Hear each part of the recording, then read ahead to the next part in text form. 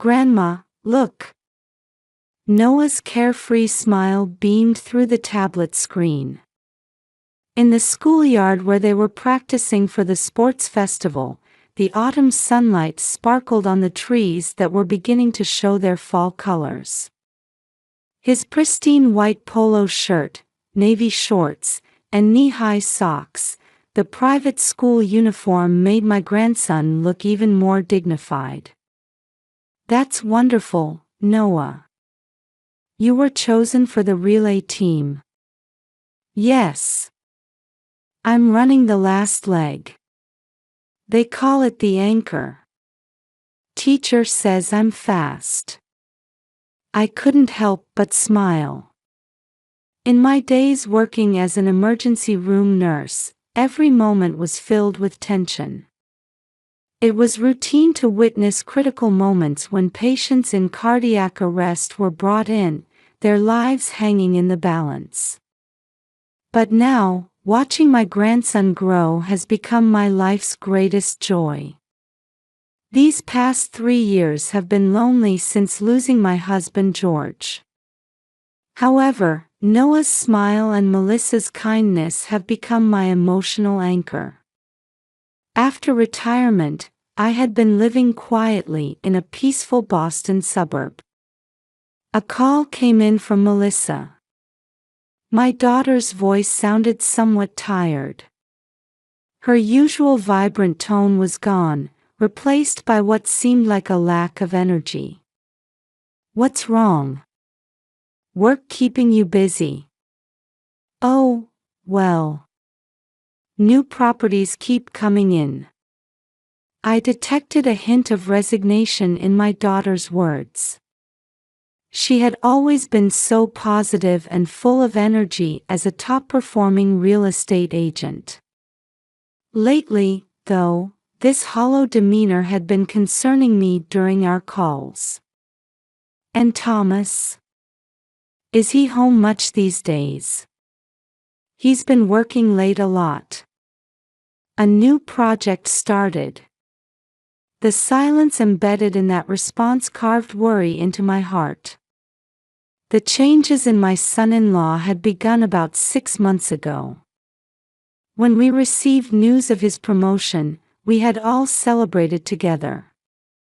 But after that, he gradually began to change.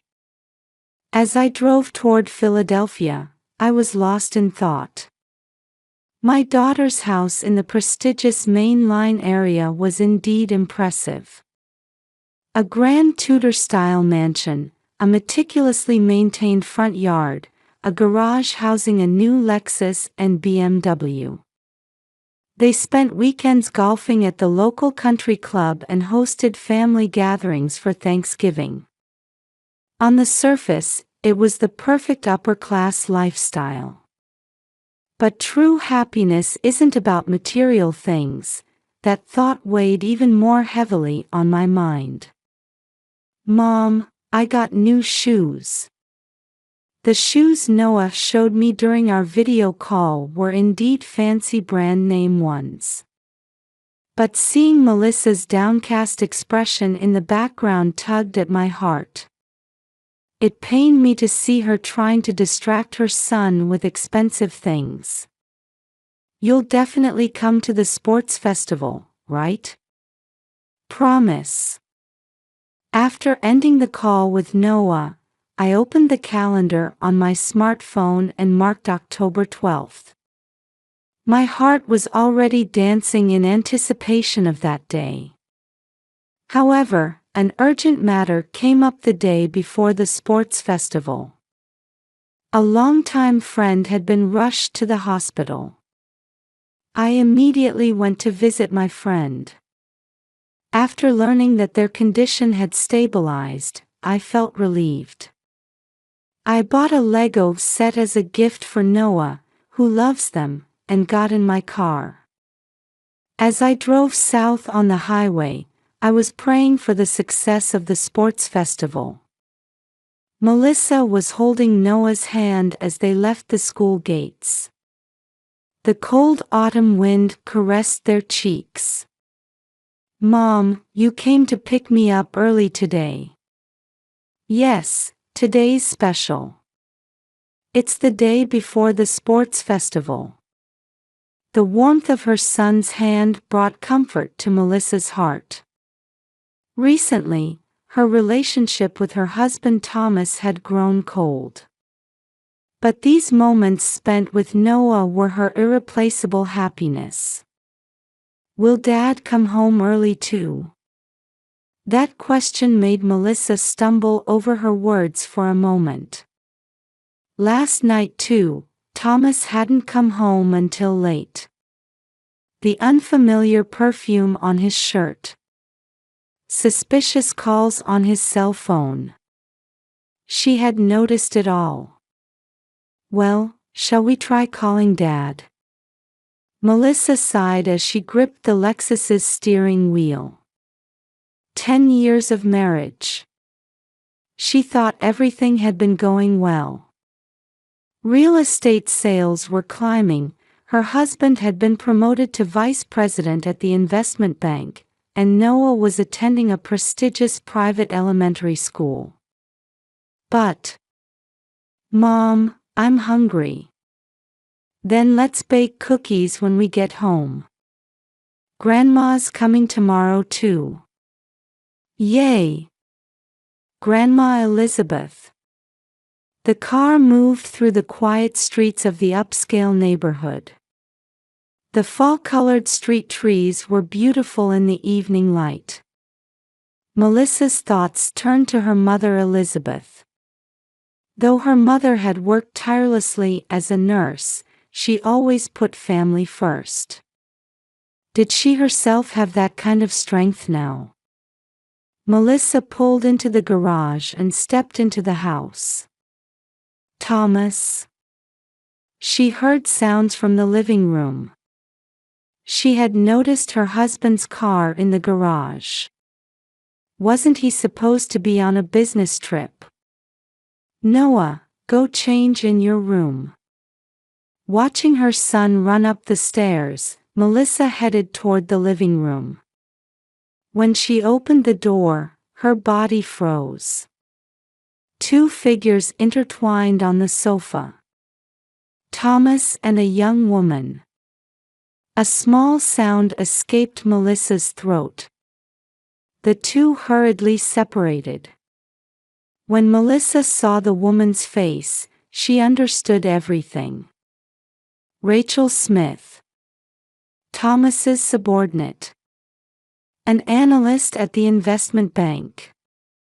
Melissa, this is. Rachel stood up, cutting off Thomas's words. Her refined features were coldly set, her eyes harboring sharp hostility. Hello, Mrs. Anderson. We finally meet. Her voice dripped with unfathomable hatred. Rachel, stop. Ignoring Thomas's attempt to stop her, Rachel stepped closer. As she buttoned her expensive blouse, she wore a malicious smile. Did you know? Thomas and I have been together for over 6 months. While you've been keeping him tied down with family life, we've been. Shut up. Melissa's scream echoed. A vase fell, water seeping into the carpet. Mom. Noah's worried voice from the top of the stairs. Noah, stay in your room.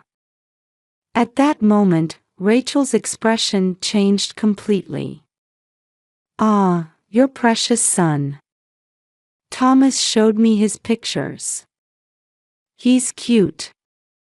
But our child will be. Stop. This time, it was Thomas who shouted.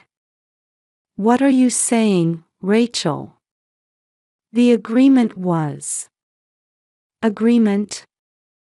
Don't be ridiculous. I bet my career, my future, everything on you. Rachel's voice cracked. Tears streamed down her cheeks. Having completely lost control of her emotions, she stormed into the kitchen. "Let's end this. All of it." The knife she pulled from the drawer reflected the evening light. "Rachel, calm down." By the time Thomas tried to stop her, it was already too late. "Mom!" Noah's scream as he ran down the stairs. Rachel's arm swung up. Melissa instinctively twisted away. A sharp pain pierced her side. Warm liquid soaked her blouse. As Noah ran toward them, Rachel's arm moved again. "Noah, watch out." Melissa summoned her last strength to shield her son. The second blade caught her in the back. "Melissa!" Thomas's scream. He desperately grabbed Rachel's arm. The knife fell to the floor from her struggling hands. Blood-covered Melissa barely managed to stay standing as she pulled Noah's hand. Second floor, storage room. Mother and son crawled up the stairs. Rachel's confused screams echoed throughout the house. "What are we going to do, Thomas? Our relationship, the company." "Calm down. First, we need to get rid of the evidence." The two frantically wiped away the blood trails. Thomas, in a panic, moved around trying to contain the situation. "There's no time." Through the back door. In the chaos, Rachel didn't even notice she had dropped her smartphone. They hurriedly fled through the back door. I pulled the car over to the curb and turned off the engine. The porch light was on. But behind the curtains, it was dark. Walking toward the entrance, I took out my cell phone. There was a missed call from Melissa. I tried calling back immediately, but couldn't get through. "Melissa?" "Noah?" About to insert my key, I stopped my hand. The door was slightly open. The shadows of trees swaying in the wind and rain eerily illuminated the gap in the half-open door. "Something's wrong." When I opened the entrance, cold air enveloped me. "Is anyone here?" "Melissa?" No response. The house was wrapped in an unusual silence. None of the usual sounds, the TV, kitchen noises, Noah's energetic voice, could be heard. Entering the living room, I was confronted by the devastation. A vase on the coffee table had fallen, flower petals scattered on the water-soaked carpet. The family photo frame Melissa treasured had been thrown to the floor, its glass shattered. My foot stepped on something. I crouched down to examine the object that had been hard to see in the dim light. A smartphone. Though the screen was cracked, the lock screen displayed a photo of an unfamiliar woman. Late 20s, perhaps. A beautiful woman with refined features. The next moment, I caught my breath. Small bloodstains dotted the floor leading to the kitchen. Fresh blood trails. Not yet completely dry. With trembling hands, I considered calling 911. But first, I had to check. Find Melissa and Noah. Melissa. Noah. Where are you? My voice echoed emptily. The same blood trails continued up the stairs to the second floor. There were marks on the handrail too, as if someone had grabbed it. Dark red stains marred the white paint. Slowly climbing the stairs. One step, then another. Each creak of the wooden stairs made my heart pound violently. The second-floor hallway was dim. Only the small display of the wall-mounted thermostat cast a faint light. The bedroom door was open. It was dark inside, with no sign of people. The bed was disheveled, drawers roughly pulled open. Melissa's clothes were scattered on the floor. Noah's room was the same. His Lego collection, usually neatly arranged, was scattered as if kicked around. The Superman bedding was torn, the pillow stained with blood. Noah! A cry escaped my throat. Then, I heard a faint sound. From the second-floor storage room. I moved in that direction, holding my breath. Stopping before the old wooden door. My hands were shaking. Sweat trickled down my back. I gripped the doorknob. The rusty hardware felt cold. Slowly opening the door. In the dim corner of the storage room, a small figure was trembling. A blood-soaked t-shirt. A face buried in hugged knees. Noah.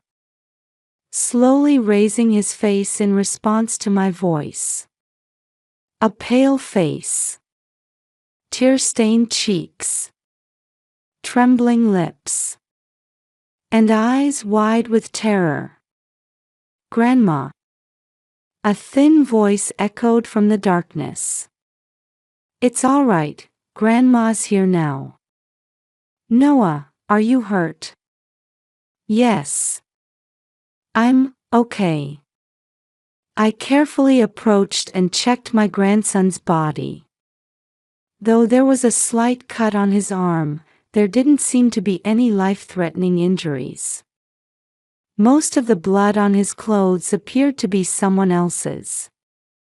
Where are Mom and Dad? At that question, Noah's body shook even more violently. Blue lips. I unconsciously held Noah tightly. Police sirens cut through the rainy cityscape. Elizabeth, still holding the trembling Noah, remained huddled in the corner of the storage room. It's okay. You're safe now. Elizabeth gently stroked her grandson's hair, trying to regain the composure she had cultivated during her nursing days. The sound of police climbing the stairs. Flashlight beams cutting through the darkness of the hallway. Over here. Responding to Elizabeth's voice, the officers rushed over. Detective Chief Murphy, a veteran officer, immediately assessed the situation. A young female officer gently spoke while wrapping Elizabeth and Noah in blankets. Are you all right? Any injuries? I'm fine. My grandson just has minor cuts. But my daughter. Melissa.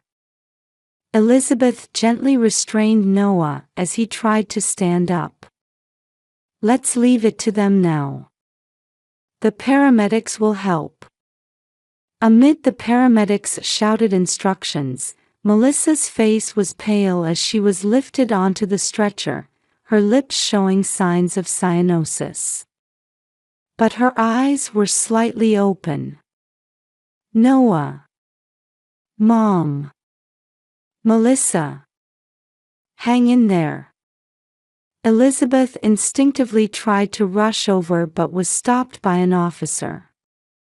We need your cooperation with the investigation first. We have to preserve the crime scene. Elizabeth nodded deeply at Detective Murphy's words. Yes. Now she needed to stay calm and provide as much information as possible. Surveillance cameras installed throughout the upscale neighborhood had captured the escape vehicle's movements. Elizabeth reported about the smartphone found in the living room. Rachel Smith, analyst at First Liberty Investment Bank. A surprising amount of information was found in the smartphone. Numerous intimate photos with Thomas. Scenes from company meetings. And explicit messages exchanged between the two. Officers moved quickly through the first floor, which had become an investigation headquarters. Then, Elizabeth's cell phone rang. "Elizabeth? It's Jim O'Connor." The voice of her friend of 30 years, the head of security at Philadelphia International Airport. "Emergency tickets have been issued under the name of Thomas Anderson, Vice President of First Liberty Bank. First class to Dubai. 1 hour until takeoff." Elizabeth's spine froze. And the woman? Rachel Smith. Business class on the same flight. This information was immediately relayed to the police. Police vehicle sirens cut through the darkness one after another, heading to the airport. Thomas and Rachel were waiting nervously in the airport's VIP lounge. Faint bloodstains still remained on their clothes. "It's okay. Soon," Rachel said in a trembling voice. Her luxury brand handbag was stuffed with hastily withdrawn cash and precious metals. "Now we can." At that moment, the lounge doors burst open. Officers with drawn guns rushed in. "No. This is..." As Thomas tried to explain, Rachel let out a scream. "It's your fault. All your fault. You promised.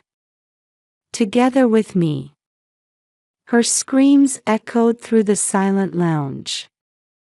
Other passengers watched in terror. Thomas's voice echoed emptily as he was handcuffed.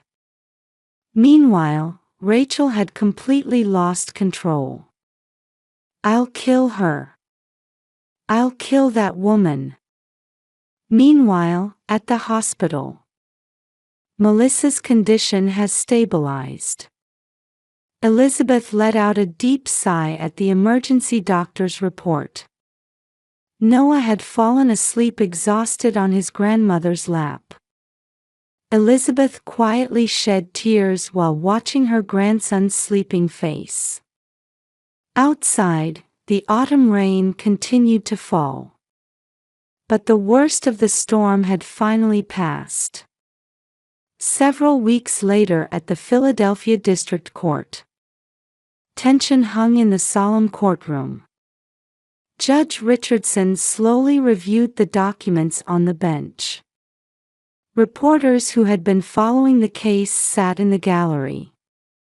Elizabeth had her hand on her daughter Melissa's shoulder. Thomas Anderson and Rachel Smith stood up. Their once refined appearance was gone, replaced by orange prison uniforms, their faces showing signs of fatigue. "I will now pronounce sentence on the defendant Rachel Smith." The courtroom fell silent. For attempted murder, breaking and entering, and assault. 15 years imprisonment.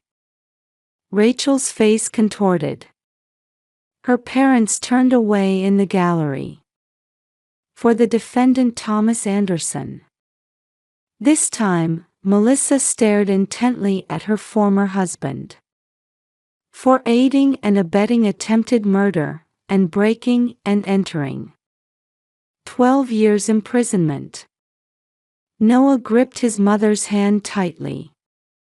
Outside the courtroom, media had gathered. Headlines blazed: First Liberty Bank VP gets prison term for attempted murder with mistress, upper-class betrayal and violence. Elizabeth moved through the press, protectively shielding her family. That night, in Melissa's apartment. "So it's over now," Melissa whispered quietly as she sat on the living room sofa. Though the scars on her back hadn't fully healed, her emotional wounds seemed to be healing gradually. "It's a new beginning," Elizabeth answered while preparing hot chocolate in the kitchen. In February, a big change arrived. "I got an offer from the Boston Real Estate Association," Melissa began. "I want to get away from the Philadelphia memories. And I want to raise Noah near you, Mom."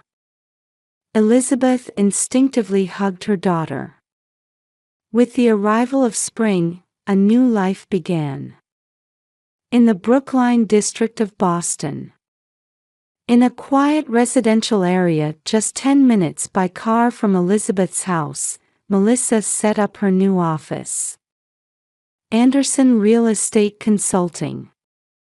Keeping her husband's surname, she began walking a new path on her own. "Grandma, look." Noah quickly adapted to his new school. He made new friends, and his smile returned. After school, he does his homework at Elizabeth's house. Sometimes, all three of them cook dinner together. Such ordinary daily moments had become their irreplaceable happiness. "Mom, thank you." One night, Melissa said to Elizabeth, "If you hadn't come that day." That's what fate is all about. Elizabeth smiled. She had been lonely too since her husband George passed away. But now, every day was fulfilling. A year had passed since the incident. Say cheese. A family photo session was taking place in a Brookline park.